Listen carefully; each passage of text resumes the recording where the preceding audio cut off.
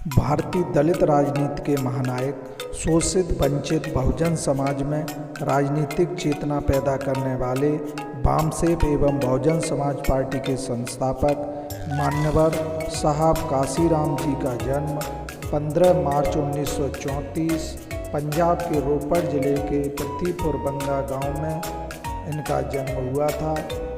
अब बहुजन आंदोलन के जुड़े लोग इस गांव में बने इनके घर को चन साहेब पुकारते हैं। चन का अर्थ होता है घर। साहेब काशीराम के लिए ये लोग उपाधि के तौर पर चन का प्रयोग करते हैं। इन्होंने 1981 में DS4 के नाम से दलित शोषित समाज संघर्ष समिति नामक संगठन बनाया। 1984 में BSP की स्थापना की। 1982 में द चमचा युग नामक पुस्तक लिखी। मान्यवर काशीराम जी को जीवन भर केवल आलोचनाएं झेलनी पड़ी हैं। उसका कारण यह है कि उन्होंने अपने सभी कार्यक्रम लीक से हटकर करने की ठानी थी। आज वे हमारे बीच में नहीं हैं, पर उनके कार्यक्रमों पर बहुत तीव्रता से एवं तत्परता से संज्ञान लिया जाने लगा है। इसलिए उनके द्वारा लिखा गया साहित्य तथा उनके भाषणों का संग्रह की मांग काफ़ी मात्रा में बढ़ रही है। मान्यवर काशीराम जी ने समाज को संगठित और चेतना जागृत करने के लिए विपरीत परिस्थितियों में संघर्ष किया। इन्होंने साइकिल से यात्रा की। खाने के लिए पैसे नहीं होते थे। जिस बहुजन समाज के लिए मान्यवर साहब काशीराम ने अपना घर त्याग दिया, अच्छी खासी नौकरी छोड़ दी, 4200 किलोमीटर यात्रा साइकिल से तय कर देश भर के वंचितों को सत्ता की चाबी हासिल करने के लिए प्रेरित किया, आज वही बहुजन समाज मुँह फेर रहा है। बाबा साहब अम्बेडकर के रुके हुए मिशन को काशीराम ने बड़ी तीव्रता से आगे बढ़ाया। उनका लक्ष्य था 1 करोड़ लोगों के साथ हिंदू धर्म त्याग कर बौद्ध धर्म अपनाकर अपनी प्रतिज्ञा पूर्ण करना था।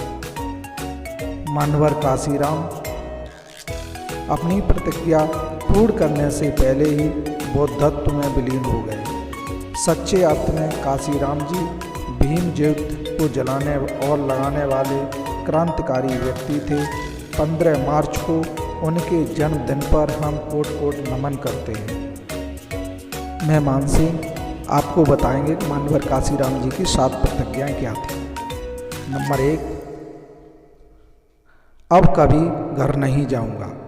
नंबर 2, कभी अपना घर नहीं खरीदूंगा। नंबर 3, गरीबों दलितों का घर ही मेरा घर होगा। नंबर 4, सभी रिश्तेदारों से मुक्त रहूंगा।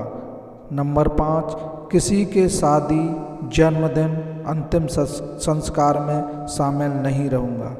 नंबर 6, कोई नौकरी नहीं करूंगा।